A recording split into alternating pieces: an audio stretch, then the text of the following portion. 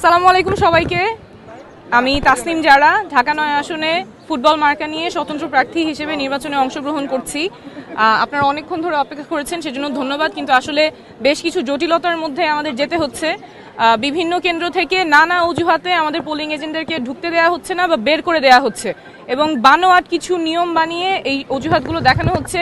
কাউকে বলা হচ্ছে যে আপনারা তো এখানকার ভোটার না, অথচ এরকম কোনো নিয়ম নাই যে এজেন্ট সেই নিয়ম বলে বের করে দেওয়া হচ্ছে। বা বিভিন্নভাবে হেনস্থা করা হচ্ছে, বলছে যে ফোন নিয়ে ঢোকা যাবে না, অথচ ফোন নিয়ে ঢোকা যাবে, ব্যবহার করতে পারবে না। তো এই বিভিন্ন অজুহাতে আমাদের যারা পোলিং এজেন্ট আছেন তাদেরকে বের করে দেওয়া হচ্ছে বা ঢুকতে দেওয়া হচ্ছে না, কিন্তু ভেতরে মানুষ ভোট দিচ্ছে, নির্বাচন হচ্ছে। এটা তো গ্রহণযোগ্য না। এটা সুষ্ঠু প্রক্রিয়া কিভাবে হয় তাহলে? এবং যখন আমি জিজ্ঞেস করছি নিয়মটা কিসে, তখন আবার ওনারা বলতে পারছেন। একটু আগে আরেকটা কেন্দ্রে গিয়ে আমার এটা নিজে সলভ করা লাগছে, কিন্তু আমি তো প্রার্থী হিসেবে গিয়ে প্রিজাইডিং অফিসারকে জিজ্ঞেস করতে পারবো না যে আপনি কোন নিয়মে কেন এই বানোয়াট অজুহাতে আমার পোলিং এজেন্টকে ঢুকতে দিচ্ছেন না বা বের করে দিয়েছেন। তো এটা তো কোনোভাবেই গ্রহণযোগ্য না। এবং যখন আমি জিজ্ঞেস করছি কোথায় নিয়ম, উনি বলছেন যে আমাদেরকে বলা হয়েছে। কে বলতেছে?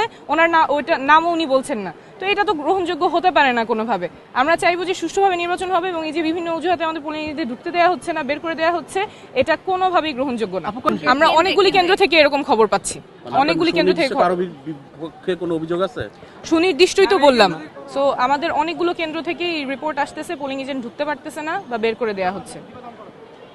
এটা কোনোভাবেই গ্রহণযোগ্য না।